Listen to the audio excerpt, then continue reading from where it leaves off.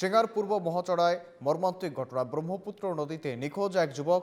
ঘাস কাটতে গিয়ে নদীতে ডুবে যায় ওই যুবক। নিখোঁজ যুবকের নাম নজরুল ইসলাম। ঘটনাস্থলে কাছুমারা পুলিশ এবং এসডিআরএফ বাহিনী উপস্থিত হয়ে অভিযান শুরু করেছে। বর্তমানে কোনো খোঁজ মেলেনি ওই যুবকের।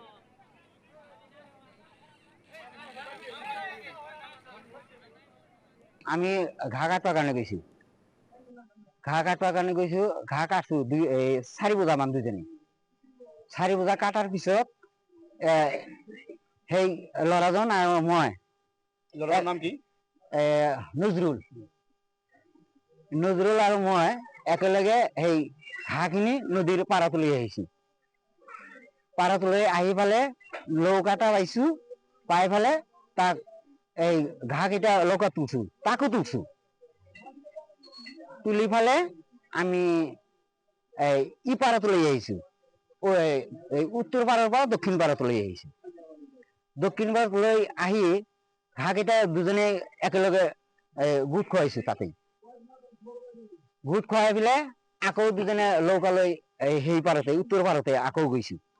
গৈ ফালে তাক কৈছো যে তুমি সেইখন নৌকাৰে তুমি আহা, আমি ইয়াতে আমি ঘাঁহকেইটা ঘৰত লৈ যাম। এইখিনি কোৱাৰ পিছত সি থাকিল। থকাৰ পিছত আমি সাঁতুৰি পাৰ হৈ আহিছো সেইখন নদীয়ে।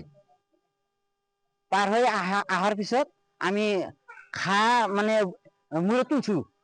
তোলাৰ পিছত এইফালে মাত দিলে, ভাই আমাক ক'লে, ভাই। আমি বোলো, তই সিফালে কিয় আহিছা? সিফালে যা, সেই পাৰত যা।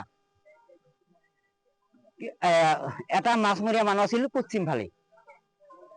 সেই মানুহজন তাক মাতিছো, তাক অলপ জালৰ কৰাটোক দিয়া হা, সি উঠক।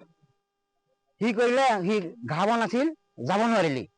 নোযোৱাকৈ সি তাতে তাৰমানে এটা লৌকা আছিল, সেই লৌকাটোৱে সেইটো লৈ সি তাৰমানে এই চৰি ফালে সি খোজকাঢ়ি মানে লৈ যাব লাগিছিল তাৰ সন্মুখত।